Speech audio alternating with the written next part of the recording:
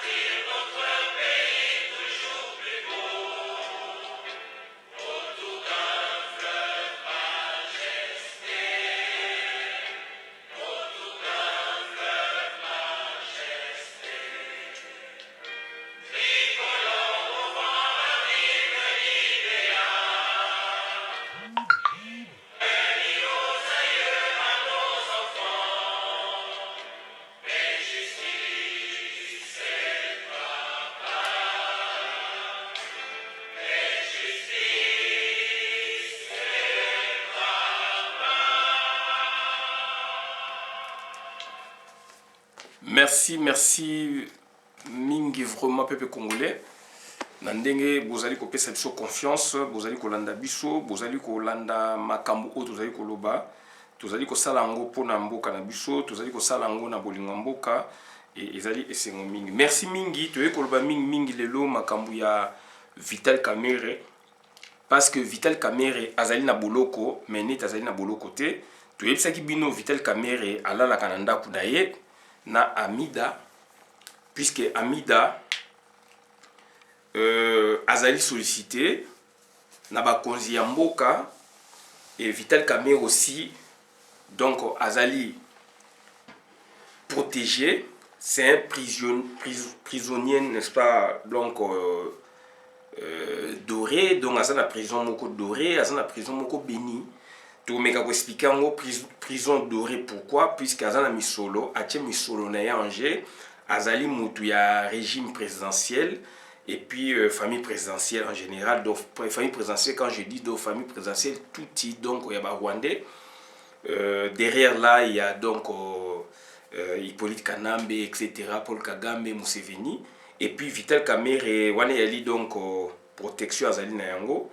Et puis Vital Kamerhe donc azali na prison moko doré na mbongo ya azali oya ibaki azali kozanga eloko moko te na boloko, et puis azali na prison moko béni bino mo bomoni, donc il y a un abbé akei kuna donc pona ko bénir donc Vital Kamerhe na kati ya boloko, alors que bakonzi mingi ya l'état bakangi bango plus de 20 ans, plus de donc 18 ans depuis afidèle na bokonzi, jamais Abbé Chole akena kotala bango.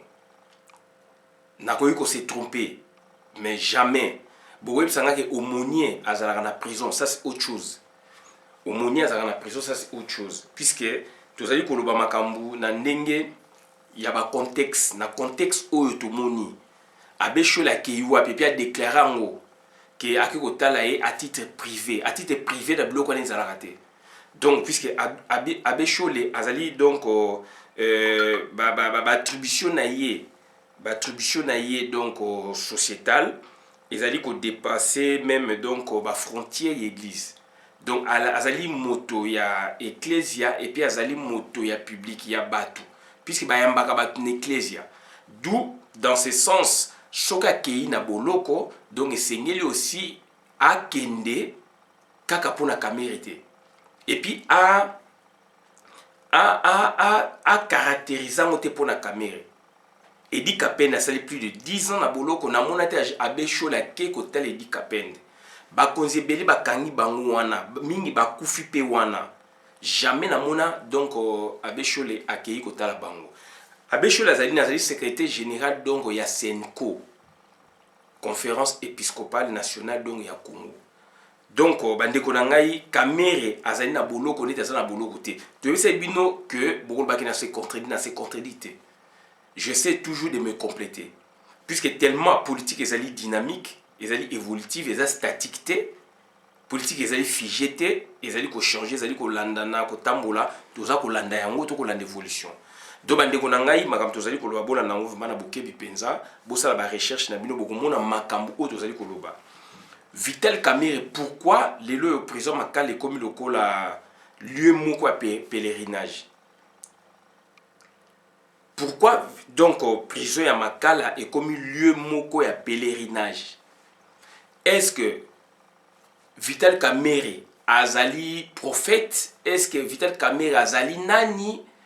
Azali mokonzi nini na Congo o esengeli tomoni balé ezali ko sala ya batu ya côté na ya FCC ya tout power là to ko ba normal, mais comment expliquer moto ya sango moto ya ecclesia akei côté la Vital Kamerhe azali ko tirer nini ala ko gagner nini dans ça, alors que ba congolais ya azali lokola dongo azali berger azali pona ba congolais nyoso to monate Senko et que même donc esenga audience esenga donc c'est-à-dire que nous ça la messe na kati église na kati ya prison Makala na bien Senko so la bi Senko c'est trop dit église catholique et kende par exemple cardinal Ambongo a kende ko ça la messe na kati ya prison tout monde a ngoté Senko et kende ko sola donc par exemple na ba prisonnier na kati ya prison tout monde a ngoté. Mais Abécho la lobi akei na titre privé, mais à titre privé komona na Kamerhe bakangi yibi mbongo ya mboka.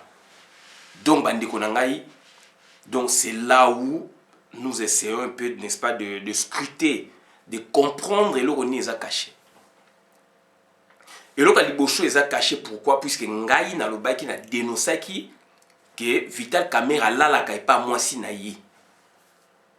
Na dénoncé ezali makambu ya terrain ezali ya solo Vital Kamerhe alala akunate pona que balongola yo eloko wana na mutu balongola ye eloko wana na mutu puisque bolingaka boyoka makambu bato musu bazali kolobela bino alors bato bazali koboma bino bazali kokosa bino yango ba créer scénario wana abeshola ki kotala ye minaku boye tout ça na prison parce que ngai naza ko bombe torste mais naza ko loba na dénonçaka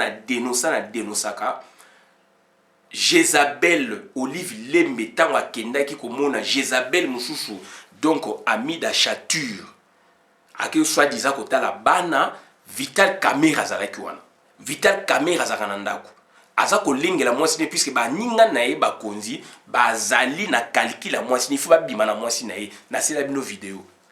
Mais si le fait que politique wana donc ezali ya bango moko donc Hippolyte Kanambe asola na directeur ya prison Vital Kamerhe ala la kananda kuna ye na chature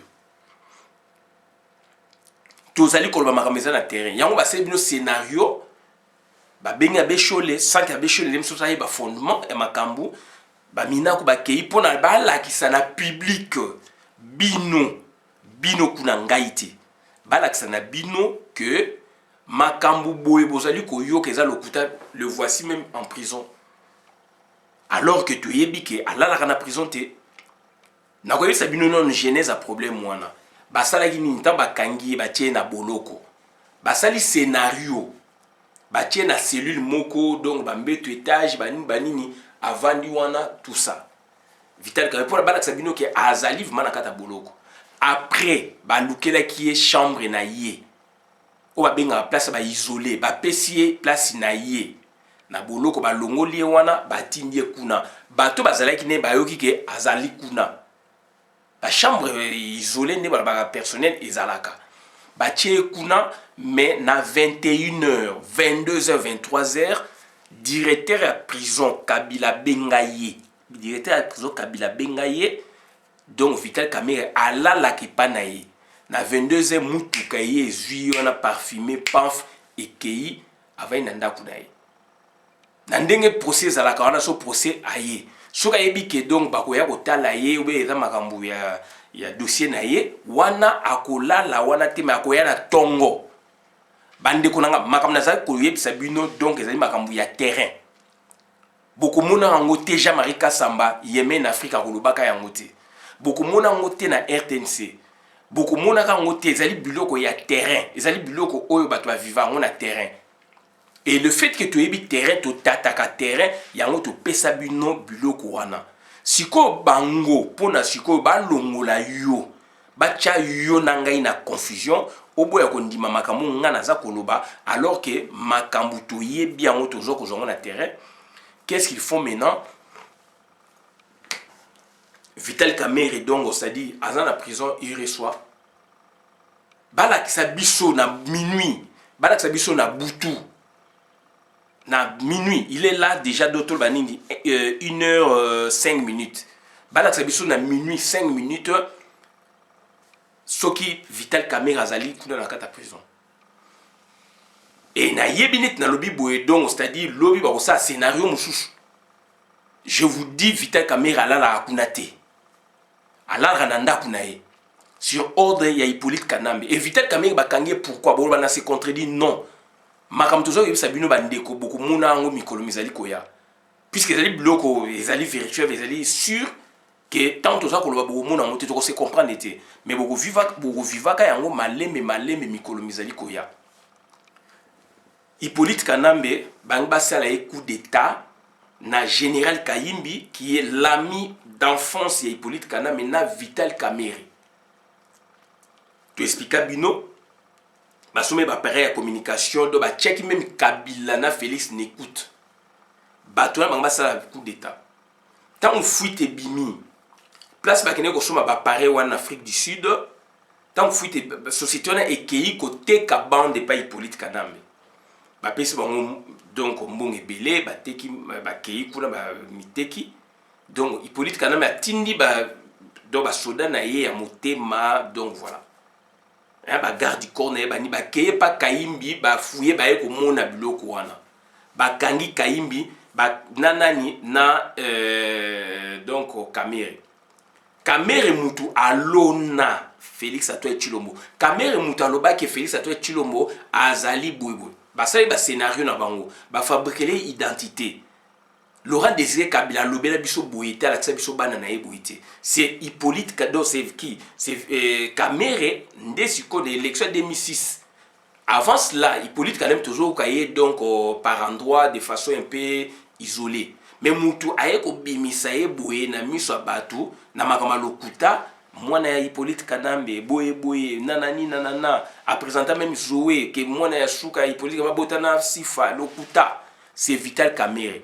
Vital Kamerhe azali bantu azali babengi bangu na utu ayebi makambo ya mboka na yo ayebi loko nini congolais alingaka balaksa edo linzanza ezali ko ngenga lokola wolo meza wolo te akotika wolo me akena linzanza. Ça c'est les Congolais azali daltonien.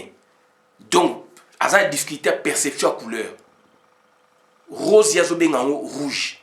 Bleu foncé donc bleu foncé azobengango noir. Vert citron donc ça dit azobengango jaune. Donc Congolais a difficulté à perception à couleur. Azoye batte li kamunine donc Congolais qui a un accessoire tiki importance. Mutu aza ko biki sa yazo bundele Congolais akokomisa endoki akona na mutu mususu.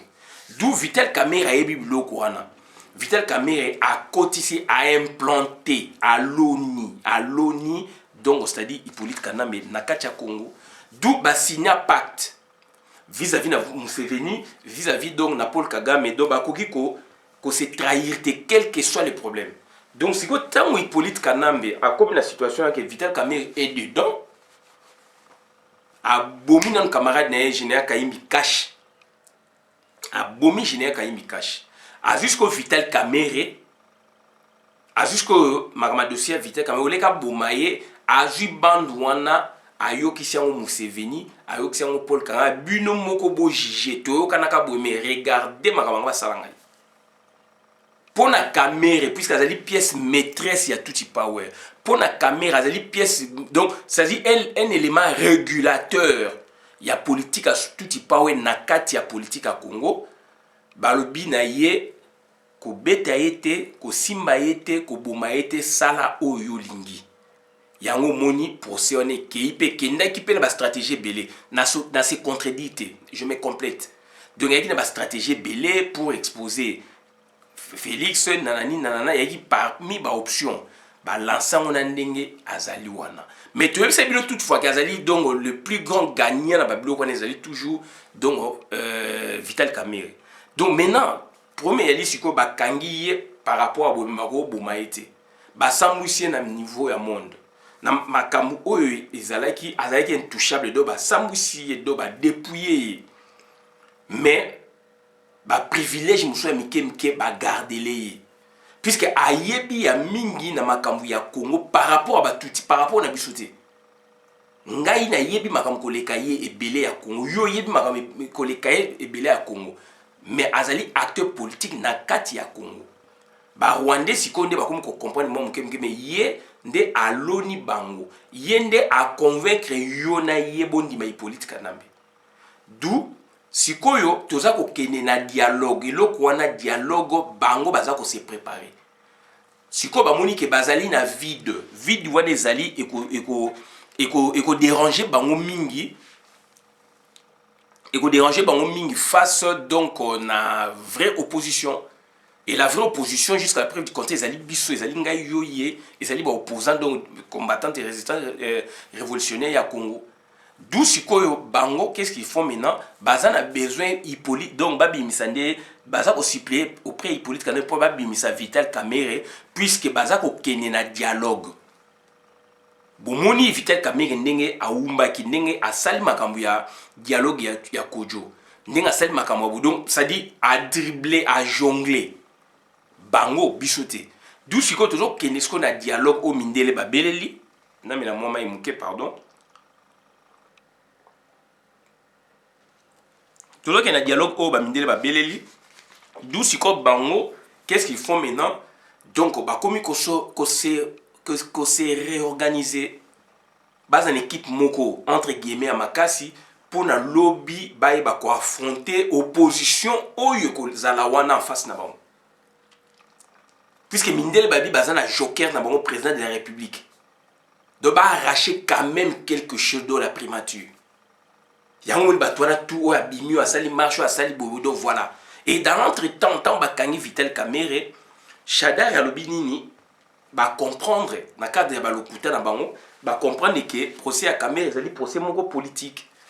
Tout ça ezali ba préparation en amont pour na baye baba sala makam o bango ba nimba sala.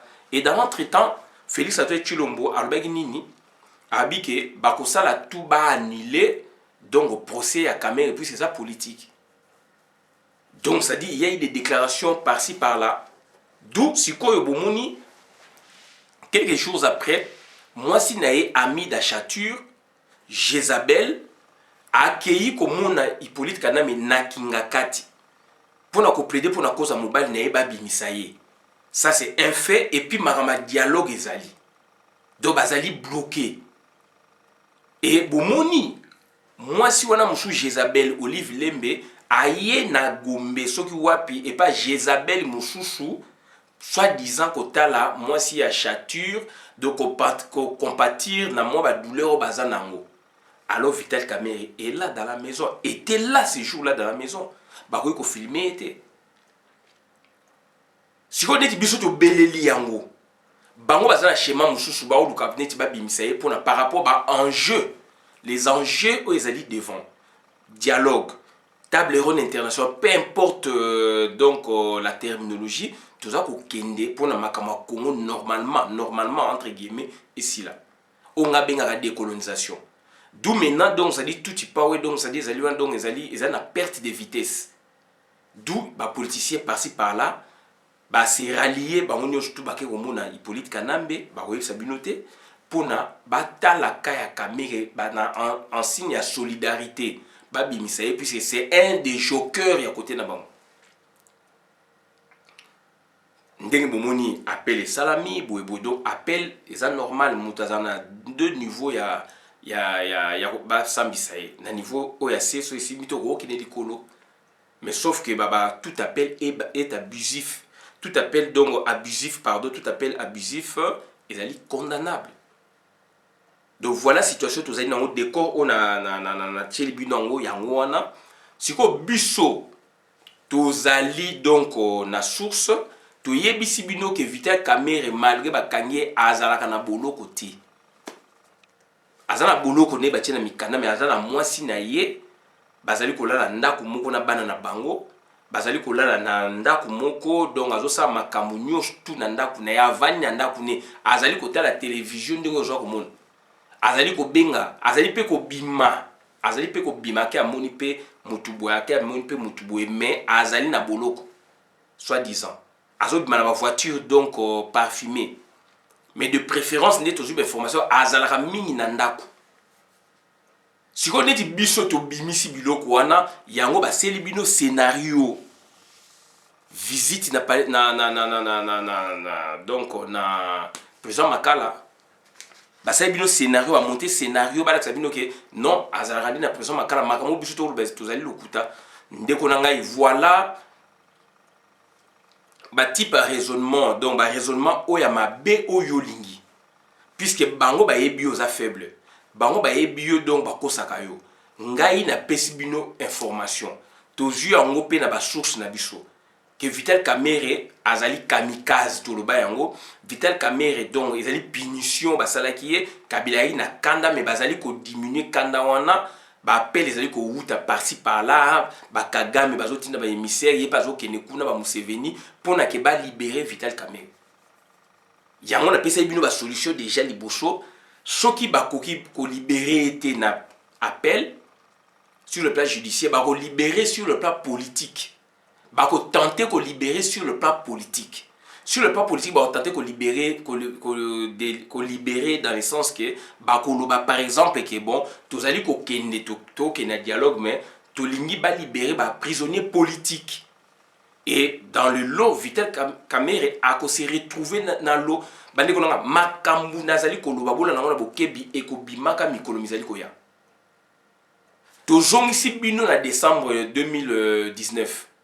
Makambu tolobaki o batule mso bachaki teme ba moni yango to yebisa bino donc président c'est comme mouroir baza ko boma batu lokola donc boyeboye to yebisa bino Félix azali ebwele bo moni yango jusqu'à ce que akimisi donc président cour suprême donc Luaba makambu to yebisa bino ba Rwandais baza na 2000 militaires na Gombe ba renforcer encore 2000 comme 4000 ba yena nzela mokilité ba yeki na nzela fleuve bo tchaki tembe bandeko ba moni yango confinement prolongation sur prolongation bo tchaki tembe bo moni yango tolo bana monoko nini atonse ba soda le long boulevard atonse ba soda donc na ba périphérie lingwala kitambo wileri barumbu ba peme na ba hôtel wana ba hôtel minga Kinshasa peme donc yaki donc infesté ezali même ti lelo infesté donc na ba militaire rwandais bazali ko banga nde réaction na yo peuple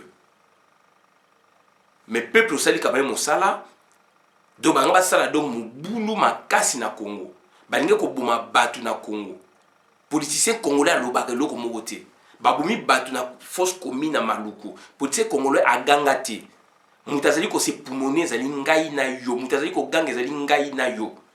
Comment expliquer ngana zo yebisa bino ba information ndenge bandeko ebele bazali ko pesa bino ba information yozo chango tembe puisque basali scénario na bango Kamerhe ayambi batu na moyi na président Makala abeshole babengisi certes babengisi abeshole sans que abeshole ayeba do Vital Kamerhe akomeli ni da maloba sukala akomeli mais na plan o bango bazana ngo ya ko convaincre opinion nationale et internationale.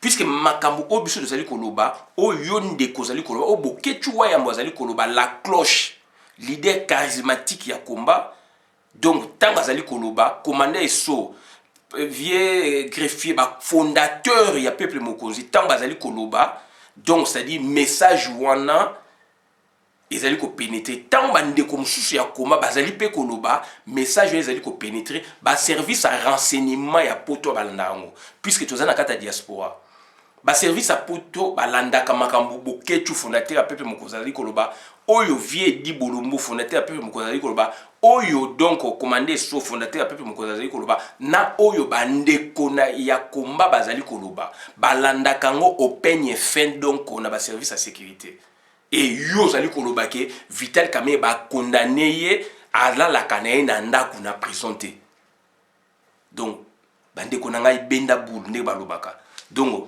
zongisa mayele na yo lisusu bakisa su mayele na yo kosuka wana te fongola bongo donc c'est-à-dire bazali ko banga extérieur bazali ko banga extérieur puis c'est sur le plan national basalaka oyo bango balingi bazali ko banga opinion internationale eganga eloba puisque tant bango baza ko vers communauté internationale de l'opinion internationale baza ko kutana na makambo oyo biso tozali koloba baza ko kutana na makambo oyo Daribo sazali ko koma grand écrivain ya combat bazali koloba makambo oyo yo yeye kuna tozali koloba bazali ko zongisela batu wana bako tyango likolo ngomba te ezali dongo na cadre donc c'est-à-dire il y a correspondance épistolaire diplomatique entre donc pays boye na pays boye entre pays boye na ba ONG minene makambo zali koloba balanda kango ndeko na ngai information de yum toza ko pesa biso mto ko pesa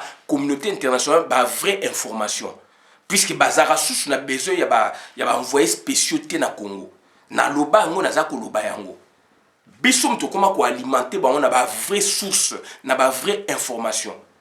Yo mon source na Congo kuno envoyé spécial moko boy oui à part ba blog na ba France 24 blog moi ba 2 minutes 3 minutes mais makambo biso toza ko ba batina ba tuma na terrain ba sa ba investigation ndenge ba pays musu to mona ba salaka biso mto za ko alimenter bango biso yo ye kuna mto boko pesa information biso mto za ko pesa ba information biso mto za na matière ndeko na ko se négliger donc Vital Kamerhe et loko ba sali wana donc sali ba sali d'une pierre deux coups famille na politique ba ke otala ba bendi sango ya catholique pona aya RFI relayé et France 24 relayé bande konanga voilà le scénario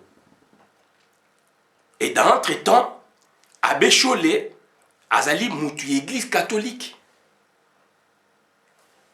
d'un côté ils ont magnétique mutu église catholique donc bazali donc ba pasteur devant ba brebis na bango bibwele na bango il faut basunga bango na tango ya pasi alors ba aumônier bazali Albert Moleka zali aumônier Albert Moleka ancien directeur ya cabinet ya Etienne Tshisekedi azaka aumônier ya kenape na prison voilà mais bazui sikoyo au dépourvu Abbé Cholé sans kayeba pour un impact positif et puis ça m'a niveau international secrétaire général cette fois là secrétaire général ya Senko a accueilli ko rendre visite na directeur à cabinet ya Félix Antoine Tshilombo alors directeur à cabinet ya Félix Antoine Tshilombo azali na prison moko doré il ne manque de rien azali na nyonso azali na mbongo ya yibi ya mboka azali na misolo ya yibi na mboka akolia bien akosala makambo nyonso tout bien prison ngo doré azana ndaku na ye mais du moins prison doré donc azana télévision azana ba jeu azana ba boye azana ko beta ba biloko na ye azana ko tala makambo nyonso tout donc prison doré donc ça dit est béni il y a détenu Vital Kamerhe azana ba vidéo azana suma biloko donc azana armée ba avocat regardez ba avocat yazana c'est une armée d'avocats yo moto pamba boyo ko ba avocat belé wana ndenge ni ofuta bango combien puisque eza prison dorée azana mbongo na ye oya yibi visite non stop entre guillemets visite non stop ezo sami dans la journée soki ya lingi ayamba bato puisque pour okuta na prisonnier donc administration ezali service pénitentiaire ezali okokota sa dossier ye fandima ayebi ke a journée boye na oya mobe 10 personnes il faut na ya kuna na 5h 4h 5h na zawana donc na ba 12h 13h na ba nuko ya mabatu ti 17h et sili et ça va scénario ndeko na ngai hein de le financier s'est servi de sa fortune pour donc donc ça dit pour donc ça dit à créer une bonne condition de vie na kata prison mais du moins toujours ça bien na kata prison té donc le financier c'est qui c'est Vital Kamerhe c'est un financier il a l'argent il s'est servi maintenant na mbongo wana pona donc à vivre donc prison moko doré et prison doré n'est-ce que comme prison moko béni pona ye Vital Kamerhe et dans l'entretien Vital Kamerhe baza ko viser l'international na ba idée oyo bango ba créer puisque yo dénoncé Vital Kamerhe avant na présenter puisque ye kuna dénoncé et dans l'entretemps église catholique ça na perte de vitesse na makambo ebele na ville ya Kinshasa par rapport à l'église des réveils. Donc ebani ko perdre moi makambo ebele par rapport à l'église des réveils. Et crise wana euti ape euti donc depuis donc crise wana euti ape bandi kona donc crise wana euti ape donc crise wana euti depuis ba biloko ba kojo ba dialogue ba kojo ya ba cité de loya ya ba senko bango moko donc crise wana euti wana. Et donc bazali na guerre entre donc église des réveils et église catholique. Mais église des réveils bah pour église catholique puisque l'église catholique c'est le Vatican. Et Vatican vous voyez bien donc c'est-à-dire et ça ba mbeba pe ebele na ba pouvoir politique et ba mboka.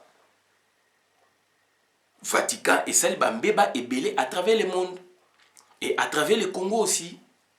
Hippolyte Kanama kene ti comme on a pas ti akosi pape. Papa PC conseiller à cause pape. Et les lois donc c'est-à-dire église catholique et mais biso donc na dialogue wana to kwaya ki nango yo kwaya ki nango na kwaya ki nango et regarder place bata soutane ba memi biso. Et les lois tu église catholique de réveil ba comme côté le mela bango ba comme ko lobela bango o esengeli. Voilà. Dans l'entretien cardinal Ambongo, il s'est mal aussi comporté donc dès le début. Maintenant là il s'est ressaisi quand même. Il s'est ressaisi, il s'est rattrapé. Et dans l'entretemps, a t ouverture dans l'église des réveils. Mais du temps du cardinal Mosengo, on a vu un autre visage de l'église catholique na Congo. Vis-à-vis d'eux-mêmes, vis-à-vis donc de l'église elle-même, et puis vis-à-vis, n'est-ce pas, donc de la population congolaise et vis-à-vis du pouvoir en place. Et surtout que ce pouvoir, les pouvoirs, il y a Libanais et na Congo. Donc l'église catholique sous cardinal Mosengo, il y a 3 visages.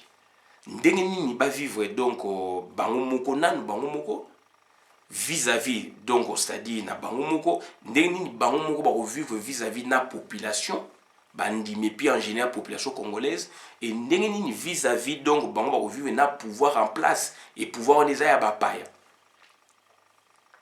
Donc les lois donc bazalaki na ba mikakatano à partir de cardinal Ambongo, il s'est ressaisi, bravo. Et aujourd'hui donc l'église des réveils s'est posée donc comme donc ça dit comme donc attaquer l'église catholique. Sauf que okokate bazana cheville même l'église catholique. Voilà guerre bazana et dans l'entretemps Abbé Cholé a accueilli na prison ya Makala. Est-ce que Abbé Cholé ça kenda ko mona ba église ba tumususu bazana prison Makala? Est-ce que Abbé Cholé fa kenda na prison Makala? Ba prison soka o kenda prison Makala, ba prison ebele na Congo. Ya Luzum na ba Congo ezali. Prison Ndolo ya ba soda ezali na kaka na Kinshasa. Na ba Congo na Équateur un peu partout na ba Kisangani. Na ba Katanga. Est-ce que Senko kenda kuna? Yazali donc secrétaire général ya Senko ya Congo. Est-ce que ça kenda na ba prison mususu na ba Beni ba prison ezali? Cardinal Ambongo akene même tina Beni. Est-ce qu'il y a une occasion de mettre en prison dans la batu bandi? Bandi peut baser dans la prison. Je pense que peut aussi la paix mise dans la prison. Est-ce que ça là et le quoi? Donc tout l'équipe nous na mayele, tout sali pour la écho et retentir au niveau monde. Donc impact positif.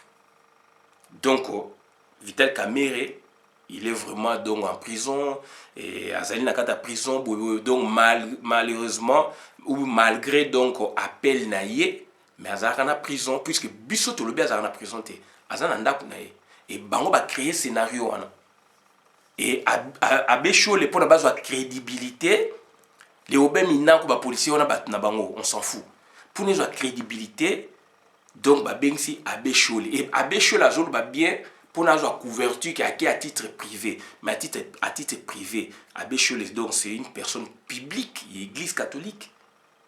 Et là, on a donc un impact.